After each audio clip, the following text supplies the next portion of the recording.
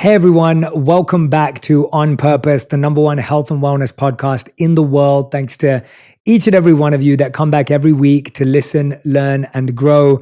I'm so grateful for our incredible community here. The incredible response we've received to the episodes of late has just been unbelievable, whether it's you sharing your greatest lesson on Instagram or some of you making videos about episodes on TikTok or sharing a tweet. It really means the world to me to see how many things you're changing about your mindset and your lifestyle in order to live healthier, more healed, happier lives.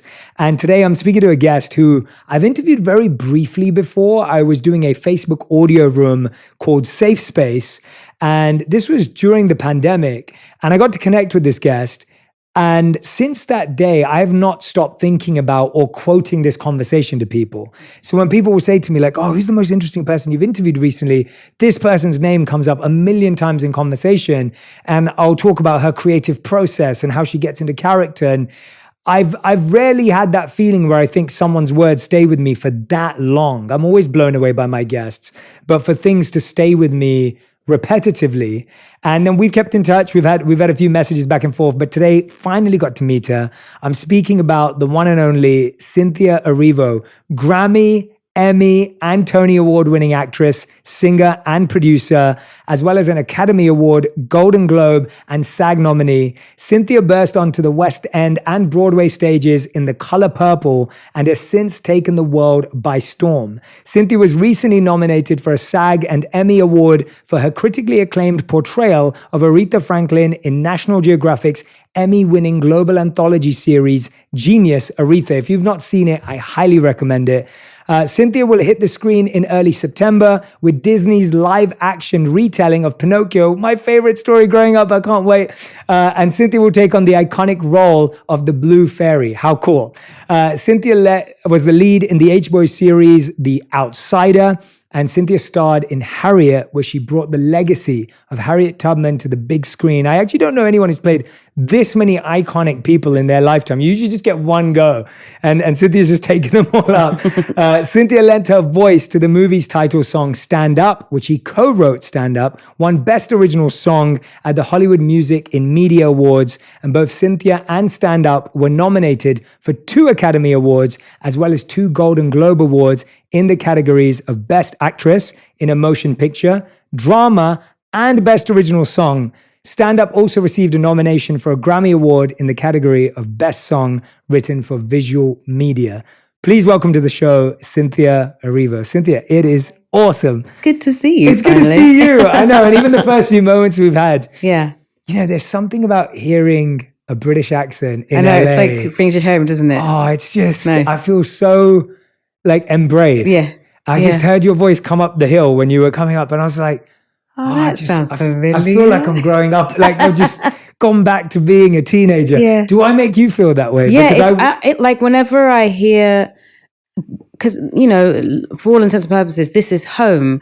But whenever I hear an accent that sounds like where I'm from, it makes it even more home. It's like, oh, I really recognize that. I feel like, it's a warm hug. Yes. Hello. Yes. Do I still have it though? That's my question. You do. Okay, that's good. Yeah, I always get worried. I feel like you're probably bringing out more of me. I always feel like I'm quite the chameleon sometimes with my wife always makes fun of me because she's like, every time we talk to one of our family in India, you just put on an Indian accent.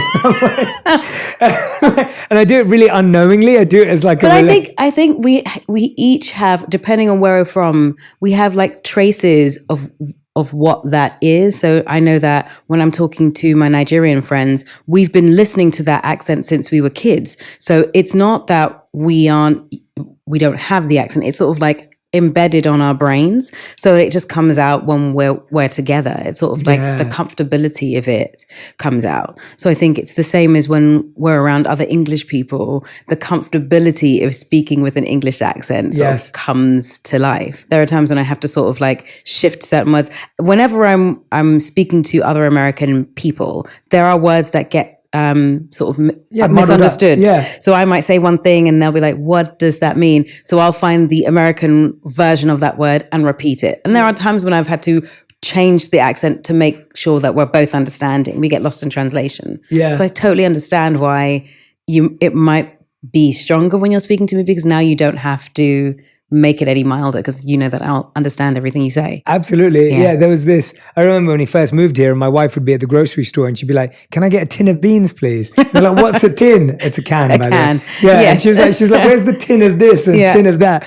And then there was the one that I started changing my language from being pounds to dollars. And so when I'd be in a video or an interview, I'd be saying dollars. And then all my Brit friends in the comment section would be like, oh, we see where you are now. Like, you left us behind. So what was you were Stockwell, right? Yes, I was. I'm North London. So I grew up in like Wood Green, Tottenham area. Like that was where I grew up.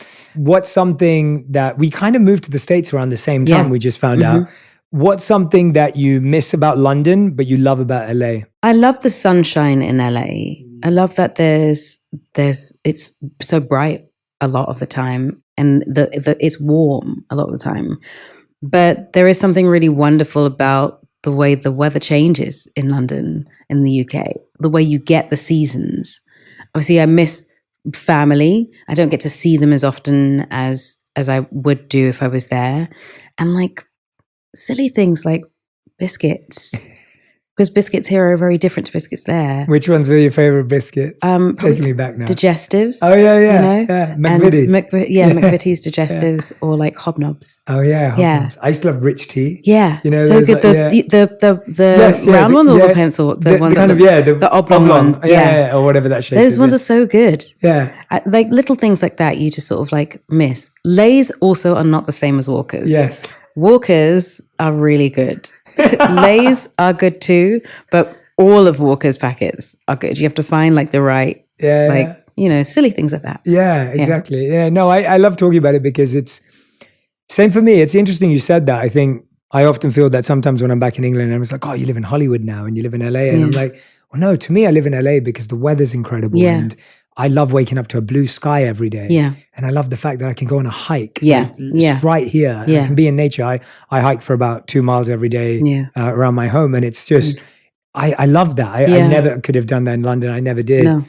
And at the same time, I miss a lot of, I miss going to watch a football match because I love football. And so for me, being able to going to watch a game and like feeling the energy of the fans. It's special. There's like a special vibe around it. But what I like to do on purpose is I like to dive into people's journeys, people's stories, parts of them. We're not following a linear or, we're not trying to do a biographical piece, but I love diving into stuff. And I saw that you went to a Roman Catholic school growing up. Yeah. How is that influence now when you look back, who you are today, positive, things that were challenging? Like, how do you grapple with that today? What does it feel like? Growing up and going to a Roman Catholic school. It was a girls' school too. All girls' school, yeah. It's strange because I never really felt like I totally fit in there. I believe in God, but that sort of upbringing felt really restrictive. It's so rules-based that you sort of miss the most important parts of what that faith is supposed to be about. And I've kind of let a lot of the Roman Catholic side of me go, just so that I could create space for me to form my own understanding of what my faith should encompass.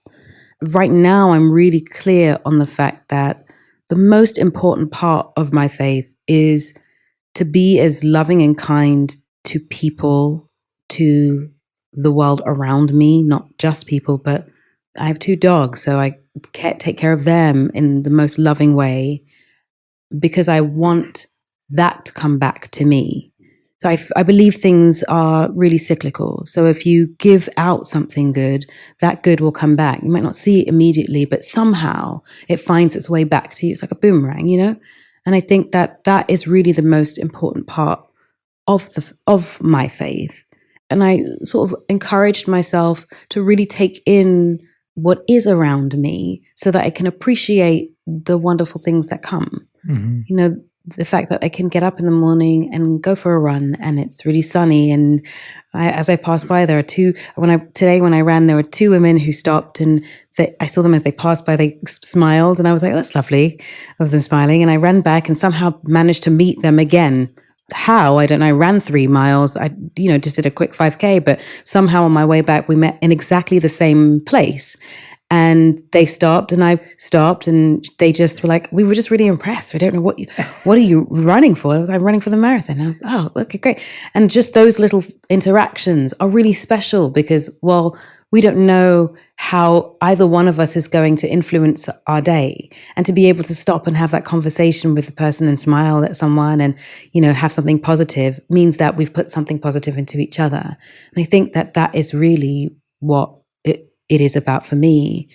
And I understand that everyone has their own understanding of faith. But for me, Roman Catholicism sort of doesn't give us the space to embrace all of that. It's always really interesting hearing someone's reflection in hindsight, because I don't know how it felt at that time, whether it felt the same way, but I went to an all-boys school. So I went to Queen Elizabeth's boys' school in Barnet. And I used to take like a 45-minute bus or to an hour bus sometimes just to get there every day. My parents had worked really hard for me to prepare for exams to get into this school, and it wasn't private, but it was a great education. And at the time, it's like all of us didn't want to go there because it was so strict. It was so like disciplined. But I found a few teachers there that kind of had this openness. And so I had my art teacher at the time, Mr. Buckeridge, who's still there, I believe, and we keep in touch now and again, but he just helped me think so differently. So in this space where there were like rules and discipline, there was a teacher who just kind of just knew how to navigate enough where you were in the rules, but not too much. And he helped me so much with my thought process and my mindset. And now when I look back, I'm really grateful that I have this really beautiful experience where I feel like I have equal parts discipline and equal parts artistry. And I really embrace those two sides. I was wondering with you, like you're right. You're very right. Actually, you're really right about that. That there is that sort of like tandem of discipline and artistry. My favorite music teacher, actually my music teacher and a French teacher, for some reason sort of stuck to me, Miss Rycroft and Madame Chesley. They both just wanted me to blossom as a creative. Madame Chesley wouldn't let me get away without speaking some sort of French to her all the time. And now I love the language very much so. And Miss Rycroft made me learn every kind of instruments I could possibly put my hands on and sing everything I could possibly sing. But it also gave me the discipline of wanting to learn, wanting to be as good as I want to be at these particular subjects. And you're right in that there is a wonderful sort of melding of creativity and discipline that has definitely influenced how I live and how I've lived so far. Yeah, I was thinking that with you because when you brought up running, you've got to be really disciplined. And when I see your stories or posts with you running, I'm like, I'm in anxiety. I am so glad. I was like, I'm becoming friends with Cynthia, I hope. But as long as she doesn't invite me on a run, we're good. Like, if she wants to do a hike, I could do that. But it's like it requires so much discipline, so much energy. And let's talk about running first, and then we'll move into your artistry. But when you look at how much you're running, you just said you run a half marathon. Ran a half marathon over the weekend. And then every day is about 8 miles, except for today, which is supposed to be a break day. So I did 5K. And then on the weekend, it's 16 to 18. And how do you find time for this in between roles and prep? And or is this something that continues on? It just goes on. That's incredible. I do it I've been running since I was 20.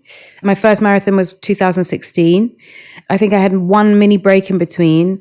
I remember I was in Atlanta and just decided, let me get back to it, and haven't stopped since then. It's an ongoing journey that teaches you about discipline, your stamina, how your mind works, how you psych yourself out sometimes, how you can buoy yourself and lift yourself up. And I gained so much from it. Believe me, there are days when I do not want to get outside or on a treadmill and do any of it. But that also is a moment for me to sort of learn. There are days when, yes, it's good to stop, take a second and not do the run today. But other days it's, how can I overcome this moment where I'm like truly not wanting to do it? And those days when I'm able to overcome those moments when I'm like, I do not want to do this, often are the days when the runs are the best, which is very strange. Yeah. But I love it.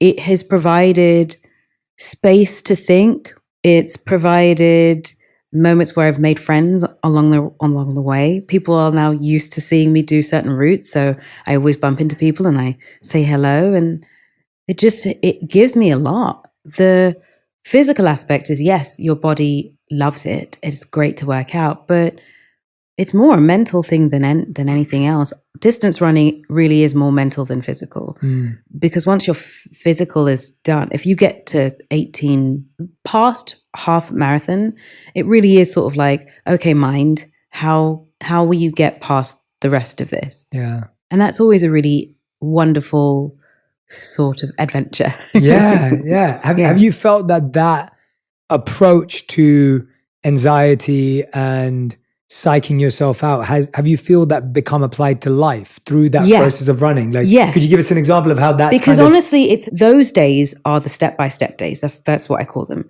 You just take one step, then take the next step, then take the next and the next and the next, and you'll realize at some point you're running.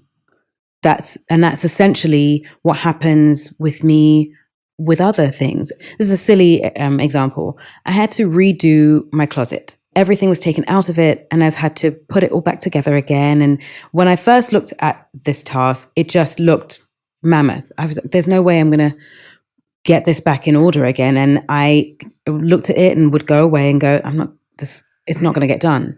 I can't do it. And then one day I just said, just start.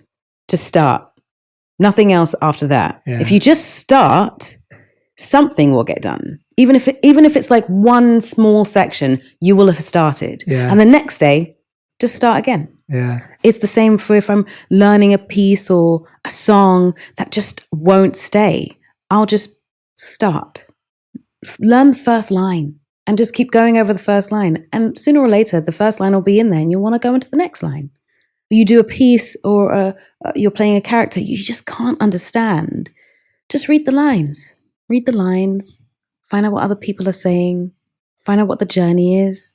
And then sooner or later, you'll want to get to know this character. Now, the way to get to know this character is probably to learn the character. And when you learn the character, well, you've learned the character. Now you know it. All these sort of little mountains or trials, they aren't always easy. But if you just start, you might be able to get over them. Yeah. Even when we're running hills. I never look at and sometimes you're told, look straight ahead. I always look at the bit in front of me. My eyes are never pointed upward when I'm walking up a hill. I'm always like, if I can just get my foot in front of this next foot, and if I could just keep going bit by bit by bit, sooner or later, when I look up, I'll be at the top of the hill. And that's always what's happened. And it's the one thing that keeps me from stopping in the middle of a hill.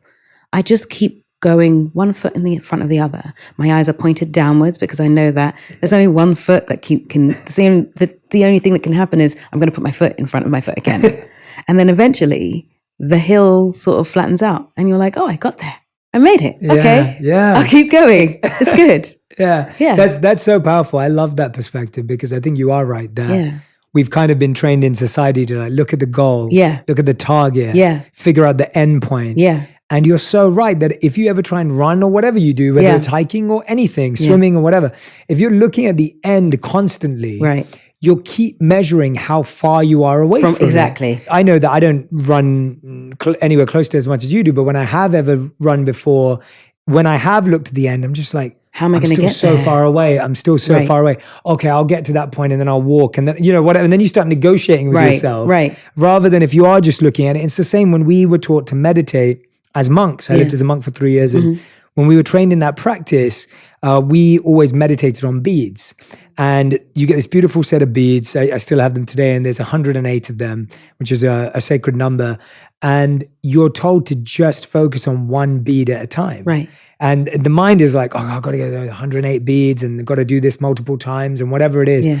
And so we were told, no, just one bead at a time, one step at a time, and just start. I love that as a view of like, just start today and then you'll thank yourself later. You'll figure it out. I can't tell you how many times people have asked, how do you how do you even do that? How do you run so much? I want to start and I'm not sure what to do. And I'm never going to be able to run that distance. No one is asking you to run that distance.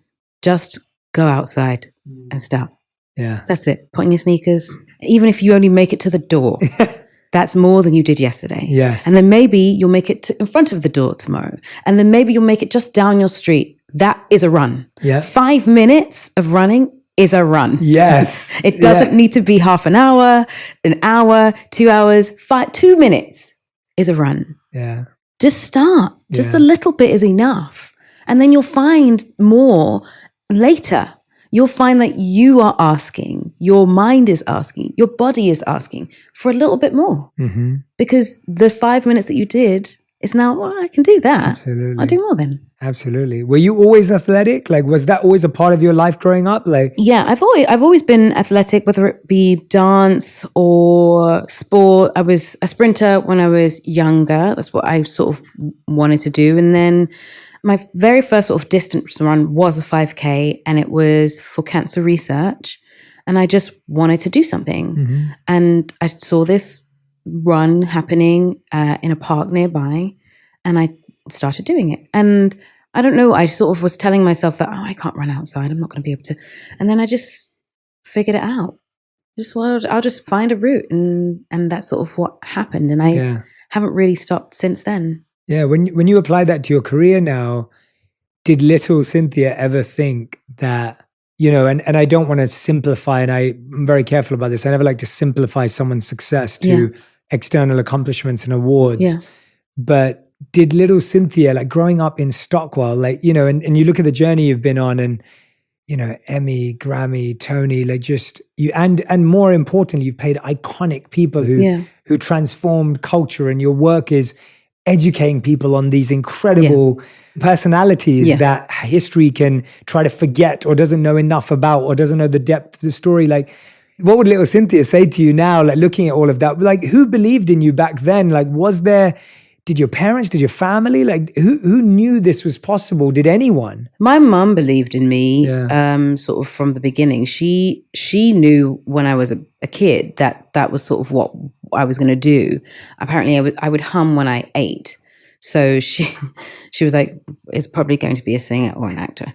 So that sort of like, it came at no surprise to her that this is what I sort of wanted to do. And my sister, has always been around for everything that's happened. So she's always believed in it and has come to some of the shows and seen some things. And, I have really wonderful friends. One of my friends, Capri Hakeem, who I've known for almost 17 or 18 years at this point, has just always been there and like always has gotten it and believed in me. And I have some really incredible friends who I'm getting to watch do amazing things now as well, but they also believe in me. And I've been lucky enough to be surrounded by some wonderful people.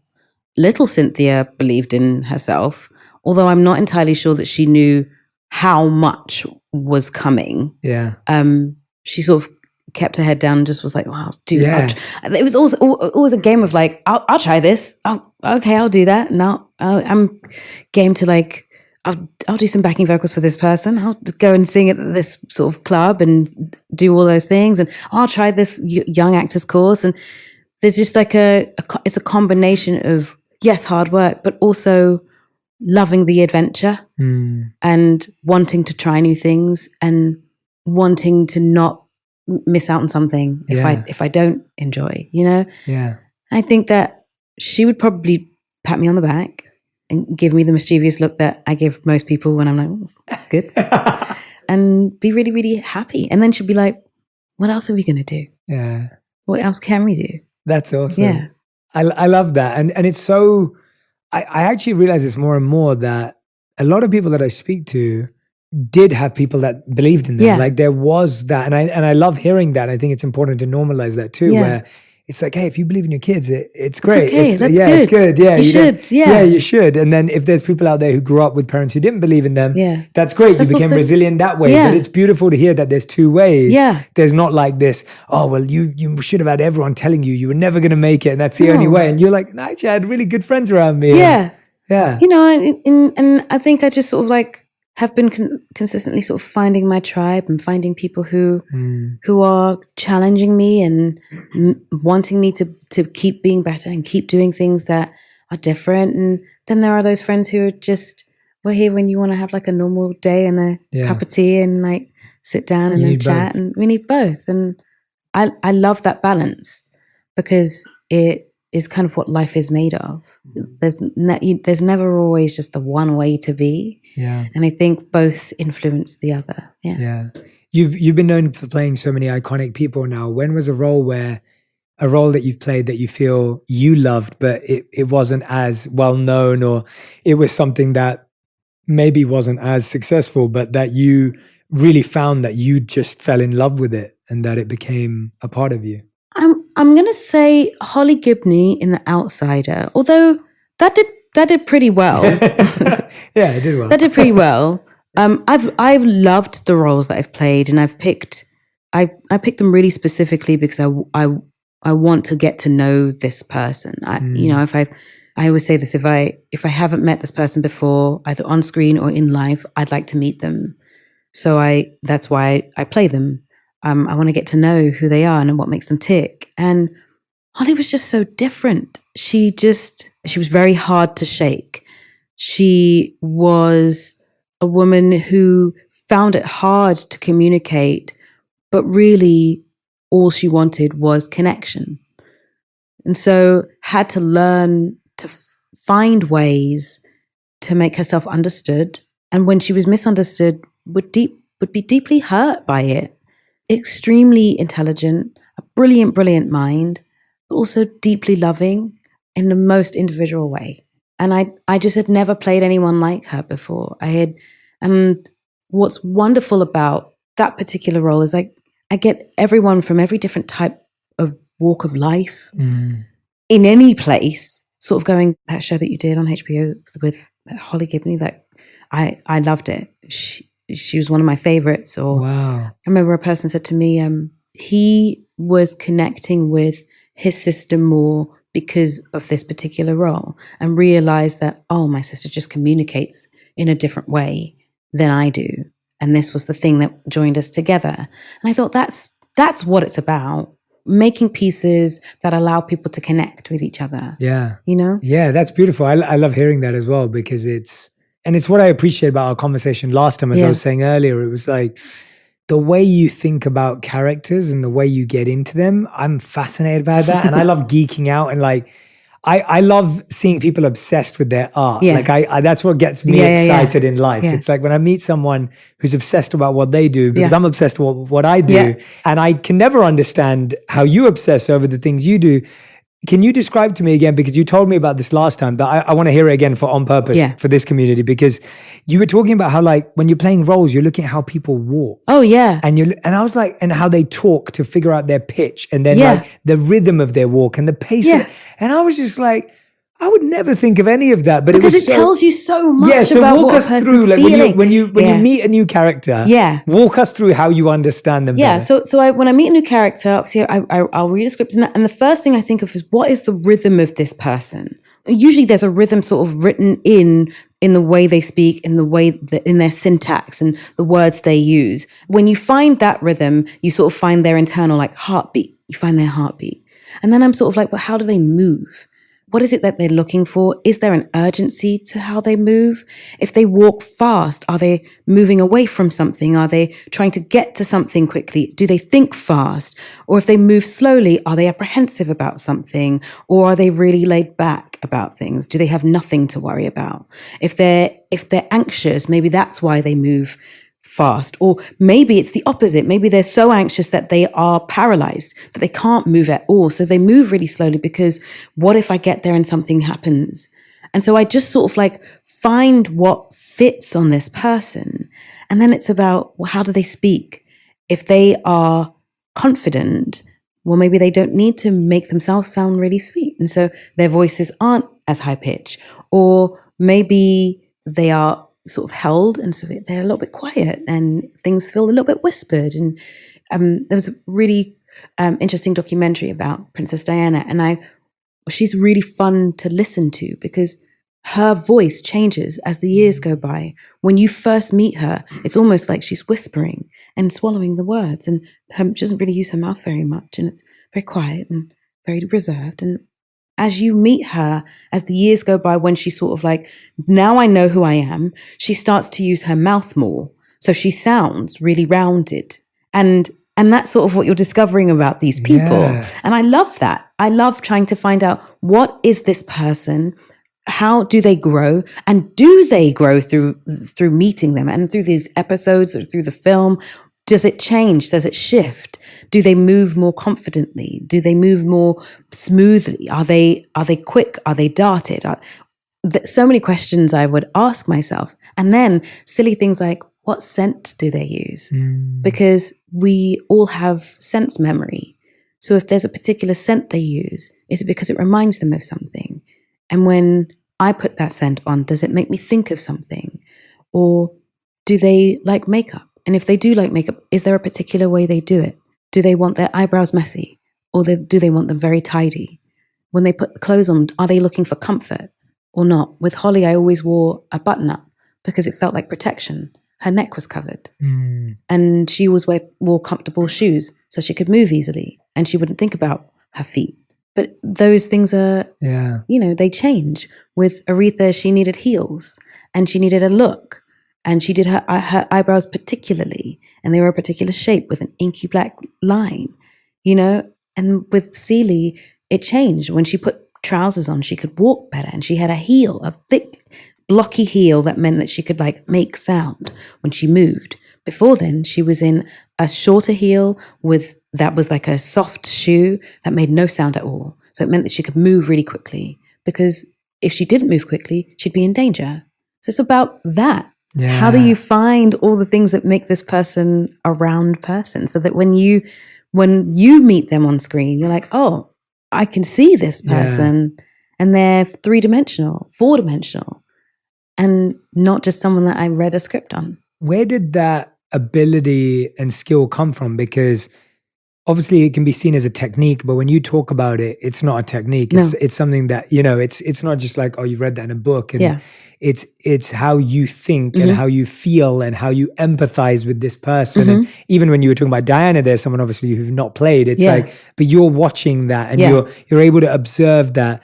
Where did that skill come from? How did it develop? Do you remember? Like, when did you start? Did you start doing that when you watched TV when you were a kid, or did you, where did it come from? I'm not even sure when it started. I think I've always been a people watcher. I think I've always observed how people move, how people are, so that I can better communicate with them myself. I haven't always been perfect, but that seems to be my sort of cheat code to knowing what a person needs from me in conversation. I sometimes watch people's lips to make sure that I'm really listening.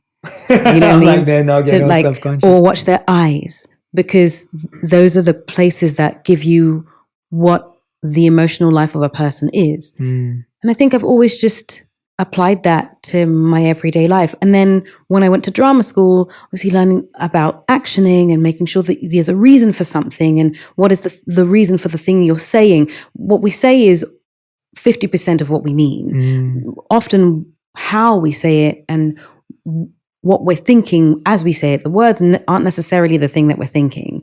They're just a representation of how we're feeling. And until, when we're not afraid, the words are the thing that we're thinking. But often with people, when we're saying the thing that we think the other person wishes to hear, as opposed to what we want to say. And so I learned about that in drama school, and then just applied it to the bigger, space of my life.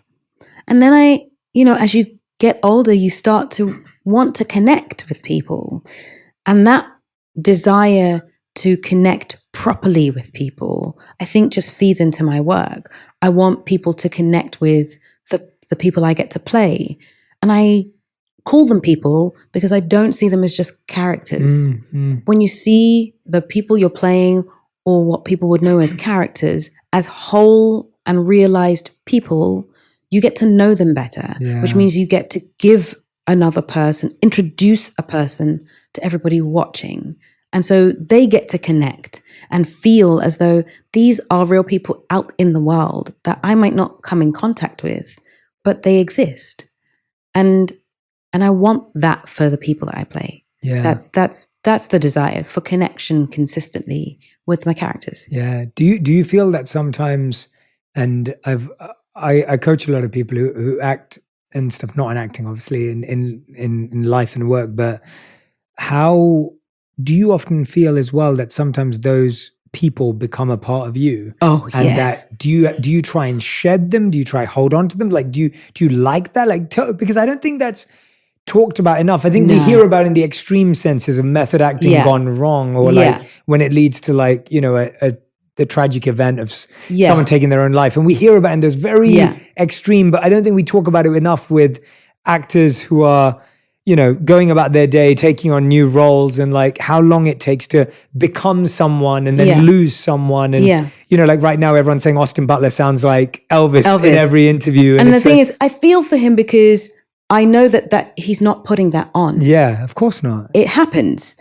And it's very different for every single person. But for me, it takes a while to lose a character, because if you've done your job correctly, they weren't just a character. They were a part of you. You had to infuse this person with some of you. Yeah. So they have to come from you. They're in your body. They use your voice. They use your face. They use your mannerisms. You create them together. They take up space within you. They take up a little bit of your heart, because you have to mean the things you're saying. And when you finish the role, usually after a couple of months, 3 months, sometimes 6. I'm about to play a character for a year. They are a part of you. And what people don't realize is your body doesn't realize that it's not real. It thinks that this thing happening is you. Yeah. It's real. Yeah. So you have to, at the end of it, let your body know that it's okay to let this thing go. But it's going to take a while, because you've learned to teach your body to do it quickly. Get to that person quickly. Remove the thing that you know is your everyday life, and get to the person that you're playing every day quickly. That's what you want. The quicker access. So now the access is really quick. And so, to the point where, well, now you don't really have to think about getting into the role, because you're already there. Yeah. You wake up in the morning, you know, oh, I'm going to put this on and this is that. And there we go. You look at your mirror and I'm here. There we go. Hi, nice to meet you. And at the end of a project, it takes some time. Some projects are easier, like getting out of the Blue Fairy, very easy. I didn't have to shoot for very long, so it was lovely. And I know it's fantasy, and it didn't cost me too much. Yeah. Getting out of Aretha, getting out of Harriet, getting out of Holly, very different things. Because I was there for months with these people. Holly was hilarious because her walk was very different. Someone sent me a video of me walking about on set. And I was like, that is not me. That's not me. Posture was different. Walk was different. The way I moved my head was different. The way I spoke to people. And even my hair and makeup team was sort of like, you would come into the trailer and it was not you. That's not who we met. We met Holly most of the time. And it would take a while to let them go. The person I just played, her name's Jacqueline. I spent 3-4 months with her. And I still remember everything she went through as though it was me. And it takes time. If you mean it, it will take time. Exactly. So poor Austin Butler is walking around with this accent because I imagine he shot this film for 6 months to a year. So had to learn this sound. And when you learn a sound, it doesn't just leave you. Yeah. You know, he may slip into it just by accident, not even thinking about it. Yeah. Because that's the person he played. He played a person that existed for 6 to 9 months or something. And prepared it before then, and then rehearsed it, and then sang the songs, like same as what you're doing. Yeah. He put a voice on top of his own. Mm-hmm. That's not going to go because the film is over. Yeah. There's no way it can. Yeah. How does that affect your relationships during that time? Like, I wonder, how does that affect your personal life? Because like you're saying, it's not as easy as like on, off, you know, it's not like there's a switch. Yeah. How does that affect like your it's friends. not always people. easy, but if you have people around you that are understanding of the job you're doing, they're just patient with you. I have been savvy enough to get myself a really good therapist so I can talk about it. Talking about it really helps to let go of it because you can find the separation between yourself and the person you are playing.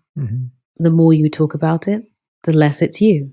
And the more you let them go, the more you allow your body the permission to let go of something, which is a life lesson, not just an acting lesson, the easier it becomes to let it go. What was your reason for going to therapy? Was that the reason? Was that part of it? Or yeah, what it's drew that you to and it? just like life things, you know, my mum raised me, my father wasn't around, and we don't realize that sticks to the bones of a person. You don't realize it because it comes out in different ways. And I just wanted to be freer of that. So I wanted to give myself more access to the fully emotional parts of myself. And in order to do that, I had to let go of any resentment or any upset. And it doesn't go overnight, but it helps to create space. I wanted to be just better at understanding relationships I have in general, where I am, you know, mistaking something for hurt as opposed to if I'm thinking someone is being mean, I need to know, well, what are they going through also, because it might not be vindictive. It might not be a mean thing. It might just be that they are also hurting. But what in me is seeing their hurt as mean? Am I hurting in a place? So it's just finding better ways to communicate with people. Therapy's really helped me with that. Like, how do I want to communicate best with people? How can I show up as my best self? And that's not always to lay the groundwork for really great communication. Yeah, I think that's a really beautiful way. I've never heard it described like that. Yeah. I actually think that's a really refreshing description because it's almost like I think we literally run from conflict here. Yes. Unease here, yes, discomfort here, yeah, and it's like personally, professionally, family, whatever it may be, and you're running from discomfort to discomfort to discomfort, and you never had time to think about it. Yeah, you never had time to prepare. Yeah, you never had time to debrief. Right. Like you may do that at work. Yeah, but when do you debrief personally after an altercation with someone? And therapy or coaching or the ability to talk to someone in your life, like you get to start going, oh, well, I've actually thought about this and here's how I feel about it, rather than I'm just feeling. I'm just feeling. Yeah. And also those feelings end up being exacerbated because you're just talking to yourself. Yes. You can't really process something if you're just talking to yourself. You need ears that can say, well, I know that you're feeling that, but here's what I'm hearing as you say this to me. That has been a wonderful game changer. When the words that you're saying are not actually the thing that you are saying. Yeah. That's not what you're feeling. The thing you're saying is not the thing. Yes. And that's what we all struggle with is that we are this misalignment between what we're thinking and saying and feeling is so much more widespread than we think. Yeah. What's a belief that you think that you held once about yourself that led you down a scary path or a wrong path? Is there a belief or a value or a idea you held about yourself that you think didn't take you in a great direction? I don't know that there is anything like that. I think just little things that come up. Sometimes you question whether you're good enough for something. We all suffer from that in a little way, and some, more than others, varying degrees. And when you're younger, it feels huge. And then as I've gotten older, it creeps it in occasionally. And then I allow myself to know that what is supposed to be for you will come to you. And if it wasn't meant to come to you, it won't. You are good enough, full stop. If you're doing the work to be a good person, to prepare for the work that you want, if I spend the time, running every day, no, it is a holistic thing that I give myself. My therapist said to me, when you do something or you eat something or you buy something or drink something, ask yourself, are you loving yourself when you do that? And if the answer is yes, well, then you've done a good job. And if the answer is maybe not, choose something different. If your life is a series of things that you know are goodness, and they are a series of things that are what is known as loving yourself, then you are good enough.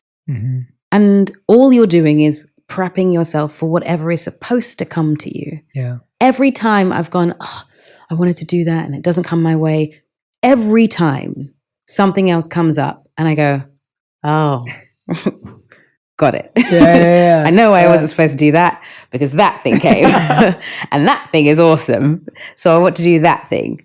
Thank you, universe. Thank you, God, for taking that out the way. I always say to people, every no is just room for a yes. Every no is just room for the thing that is supposed to happen. You're making room for the yes that's supposed to be there. I loved your response to that imposter syndrome, as we call it today, that you felt that the idea that anything that comes to you is meant to come to you. Yeah. So even if you feel that way, and I feel that way often, I experience imposter syndrome all the time. I get to do incredible things that I could never have even imagined or dreamt of doing. And then this opportunity comes your way and you're scared before you prepare. You're scared before you even get there and you haven't experienced it yet. So you have no idea what you're stepping into yet. You just know it's a good thing in front of you and like, what if I'm not good enough for it? Am I supposed to be here? Yes. You're supposed to be here, not just because you're the person that's supposed to do it, but you're the person that's supposed to experience it because your experience is valuable. If you share your experience, maybe you're the person that changes someone else's mind about this particular experience because someone else might be petrified of leaning into it. But because you're the person that is experiencing it, you're the right person to send the message to the next person. You see what I mean? Absolutely. Yeah. That is so crystal clear. I love that. Yeah. No, that's exactly what I'm saying. That what's really clicking for me as you're speaking is that idea that it's come to me, it's for me to experience, it's for me to go through. And that what we do is we're scared before, you get through it and you probably did better than you thought you would. And then afterwards you critique yourself of how you didn't do a great job. And then when the next thing comes along, you do the same thing all over again. And what you're saying is just so fascinating that, it's for you to experience. I think that's beautiful. Like, that's even better than just this for you to do or for you to have.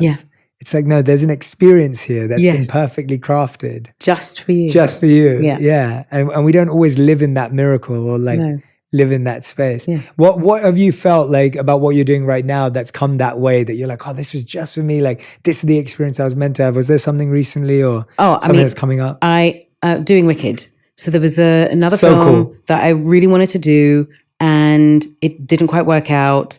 And because it didn't work out, it meant that I was available to even be seen for Wicked. And now I'm doing it. And it came in out of nowhere.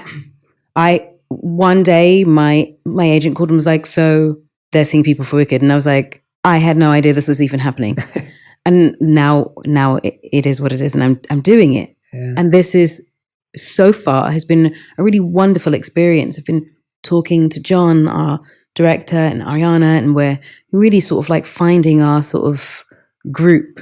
Like, what is the group mind wanting? What do we want to tell with this story? How do we want it to look? What do we want people to feel? How do we want to feel when we do it? All of those things. And it wouldn't have happened if there was a yes there. Yeah. Because this yes was supposed to come. You know? Yeah. Yeah.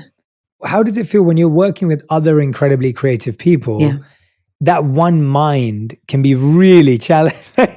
There's one thing getting your mind right and being like, I know what I'm doing. Yeah. Now you've got 3 sets of imposter syndrome, 3 sets of excitement, 3 sets of artists. Like, have you figured out by now, like, is there a system, a process that you can follow to help to make everyone feel comfortable? Like, how does that work? Often it's about thinking less about, and I know this sounds counterintuitive, but less about what you need and more about what they need. What does this person need in this moment to feel confident enough that they can go through this with you? What can I do to make you understand that I am here for you as well? And if I'm here for you, you can be here for me. And therefore, we can think together. We can figure it out together.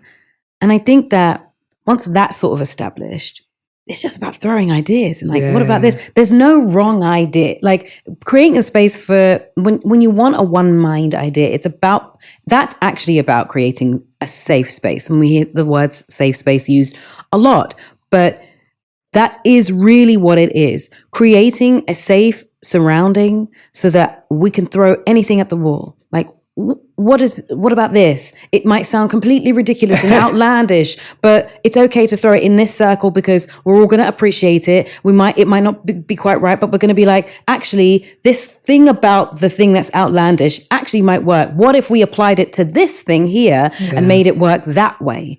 Then now we're of one mind. We're of one accord. We might have different thoughts and different ideas, but somehow they all come together because we're all there for the same purpose. If you find out what the purpose is, we're all going in the same direction. Well, then you can't necessarily go wrong. You won't really have to manage everyone's sort of imposter syndrome because it's not about us. Yeah. It's about the bigger picture at hand. Yeah. How do we approach this challenge together and make it work? Yeah.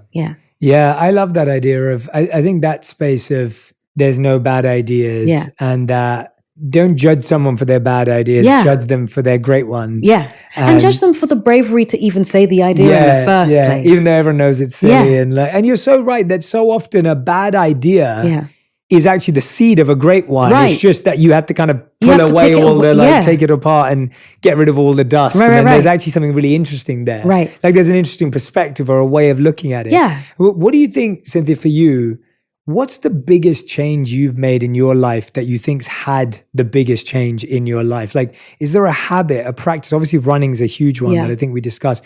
Is there anything else, a change that you've made internally in your belief system or externally or in your values that you think has been the catalyst for all of these mindset shifts and this greatness that has come your way? Like, does that come from having had a religious upbringing that you've spiritualized? Does it come, because I'm always fascinated by like when you speak and when you put these ideas together, I'm like, there's so much beauty, there's so much eloquence, and then there's elegance to it too. And then I'm like, well, how I'm like, I guess when you were saying like, when you're looking at a role or a person, actually, you said a person, a real person, not a character.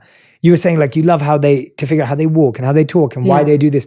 I think for me, when I'm fascinated by human behavior from the point of view of how can humans change? Right. I think that's what I get obsessed about. I'm always like, well, when that person made that shift, what did they do that helped them to make that shift? And how can other people benefit from that? Yeah. Or like, how does that person make decisions that makes them a better decision maker? Or why does that person lie or steal or cheat or whatever it may be that ruins their life? So I think, I'm just trying to get to, what change, did you have to make a change in mindset, or do you think it was a snowball effect of just these positive experiences that you kept collecting? I think it's like a slow and steady accumulation of just trying things. When I was younger, I was a little scared. When I first went to drama school, what actually happened was I met someone at a young actors company. I told you the story before, Ray McCann, and she told me I should go to drama school. But before that, I had just gone out on a whim and decided I can't go to university and study this subject that I'm studying. It doesn't feel right.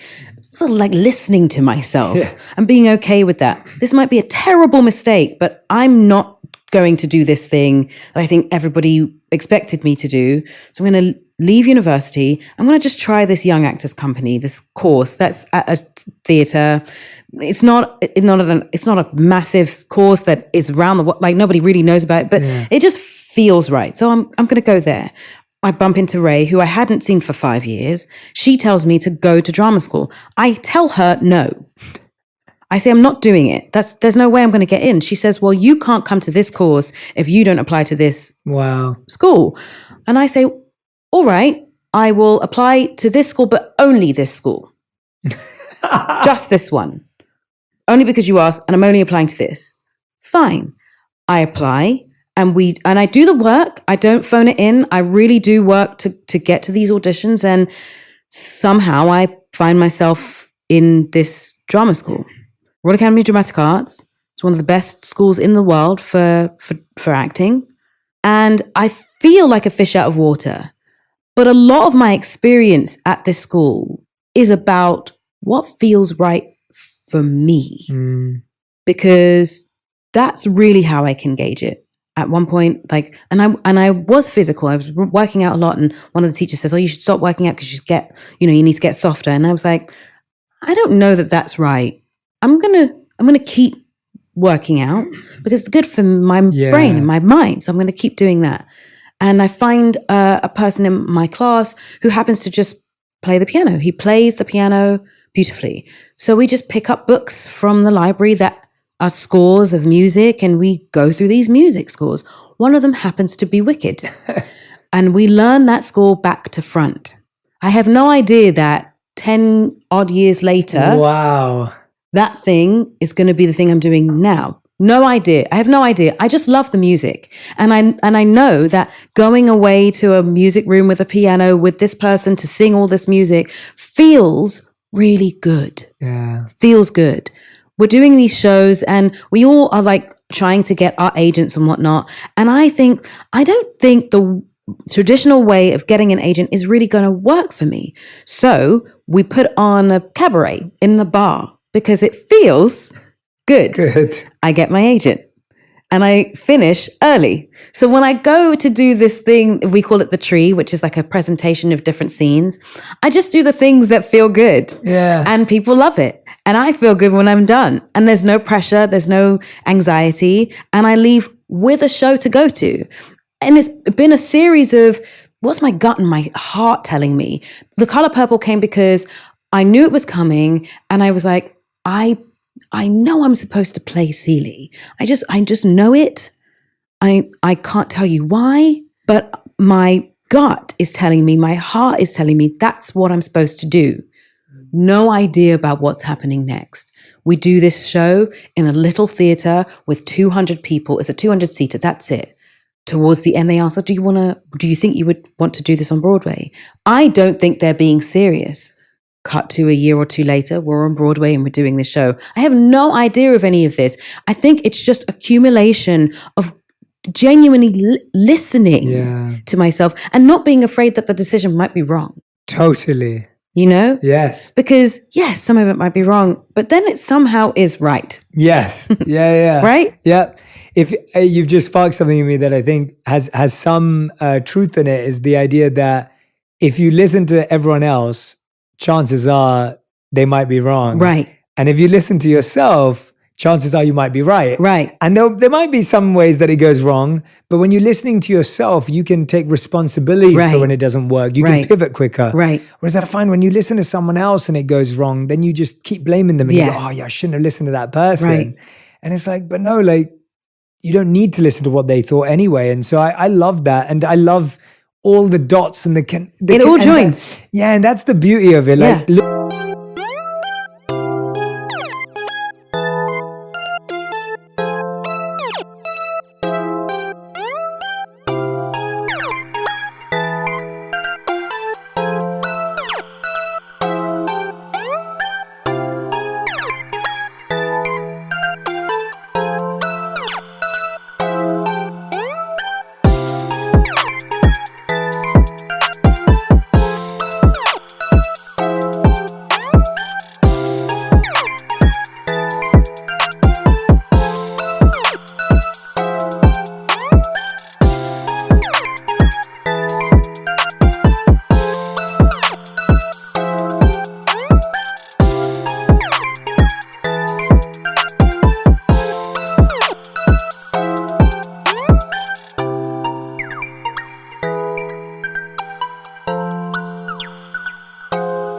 looking back on it, there's that beautiful quote from Steve Jobs where he said, you can't connect the dots moving forward. Right. You only can when you're looking backwards.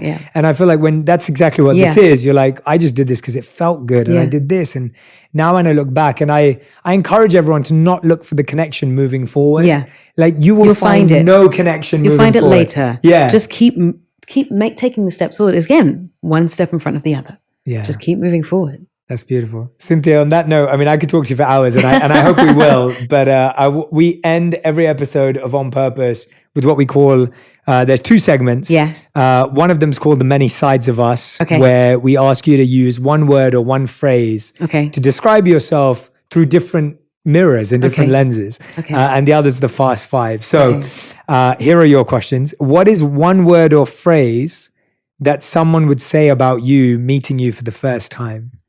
I've been hearing she's very warm. That's beautiful. I would have to agree. Yeah. I think you're very warm. Today I'm meeting you first time, even though we've spoken before. And so Yeah. I'm like, you're very warm.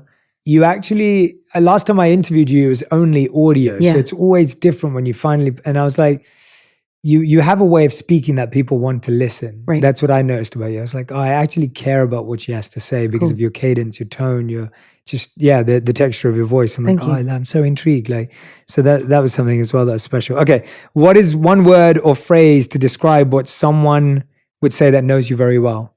I'm stubborn. Interesting. Yes. Stubborn about what? I like to get things done on my own. And it's a trait that I am having to sort of like shift a little bit, because there is that wonderful positive thing about I can get it done and I'm pragmatic and can get things done. But there's also the other part of like, it's okay, someone else can help you. You can help is good too. Yeah, it took me I know what that one feels like. Yeah. I know. I can relate to that. All right, so it's not stubborn in the same way my wife is. Got it. Understood. Yeah, all right. I was just clarifying. Okay. Question number 3. What is one word or phrase that you would use to describe yourself? Open. Beautiful.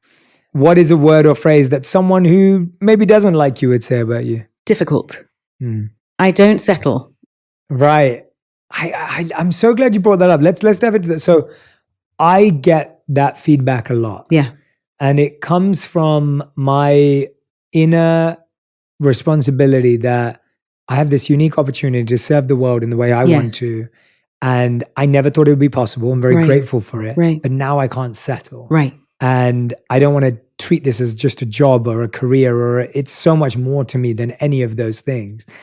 Tell me about how you deal with that when you're seen as difficult in your way, in your specific experience of that word. The way I've dealt with it has sort of shifted over time. Before, I would probably get defensive about it. Yeah. It's in our nature to sort of like defend ourselves when we don't like the thing that we're hearing about ourselves. Now I think I have more patience to sort of sit and be like, the reason why you may think I'm difficult or see that is because I'm maybe asking for things that feel like it's just too much. But actually, I'm asking for the things that will allow me to be my optimum self for you. Yes. So that when we come away from this, you know I've given you everything I can possibly give you in the best possible way. It just takes patience and understanding for us to be able to meet in the middle. That's beautiful. Yeah. I love that. Great description. Okay, question number 5, yeah. What is a word or phrase that you're trying to embody today? Something that you're working on, something that you're aspiring Today. for? I have this already, but I think it's an everyday voyage. Joy.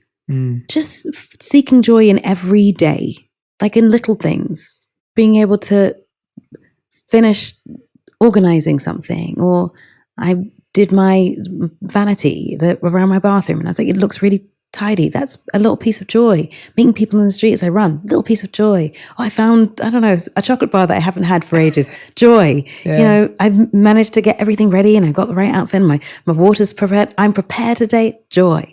Like finding pieces of joy in the little moments so that we aren't just waiting for big, massive things to happen. That it actually is an everyday buildup of goodness. Yeah. So that when the big things come, they're just like a cherry on top. Yeah. Yeah. I love that. That's beautiful. Yeah. And I wanted to end with our final conversation around what we talked about briefly before we started, was that you were saying that you're at this point in life where you're trying to figure out the difference between speaking from a place of love and then speaking from a place of fear. So often we're trying to speak from a place of love, but really we end up speaking from a place of protecting ourselves. Yes. Yeah. And I wanted to hear how you felt today when you were sharing, like, how has that evolved for you? Because I think you're so right. I think especially people in the public eye are always speaking from a place of fear. Yeah.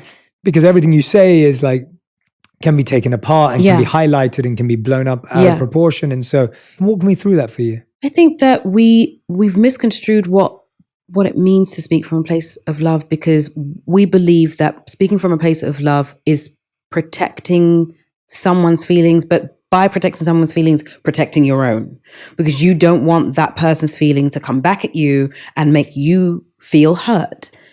But actually, if you speak from a place of love, you are actually communicating with another person about what can help both of you meet somewhere in the middle and understand one another.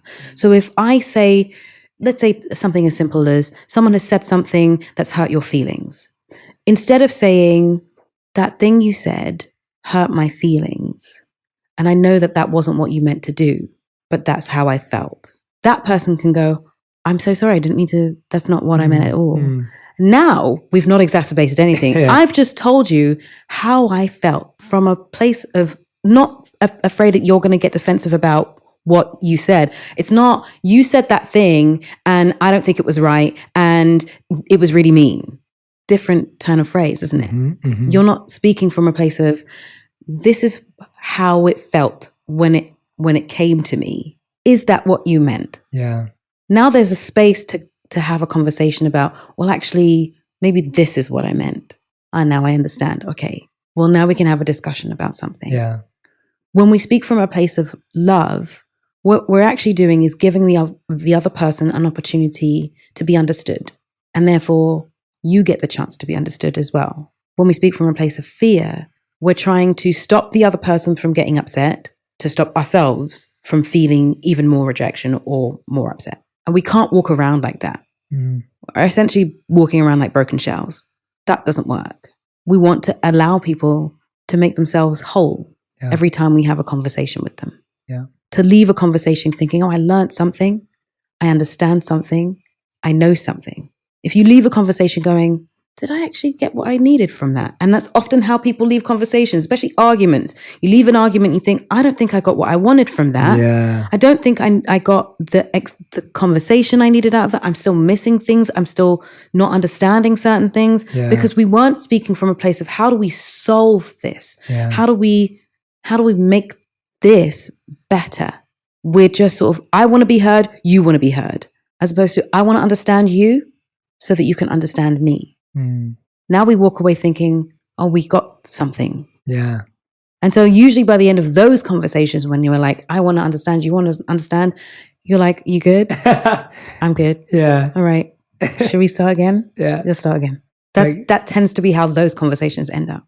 Makes I so want much those. sense. Yeah. Yeah, I want those too. It makes so much sense. And today's been a conversation filled with love, filled with joy, filled with a lot of understanding. And I know anyone who listens to this, speaking to you is like, there's a therapeutic nature to it. It's very like, I feel like anyone who listens to this or watches this is going to walk away just feeling a sense of joy, genuinely, because I think the way you talk about your life, the way you talk about these miracles, the way you talk about the connection, the way you talk about the work, but also the wisdom that comes from it is really special and beautiful. So thank you so much for being here today. And thank you for doing this. I hope you had fun. I did. This is lovely. And I hope you feel heard and seen and understood. Very much so. And I want to welcome everyone at home to make sure that you share what you learned from this episode across social media so that we can pick up what were those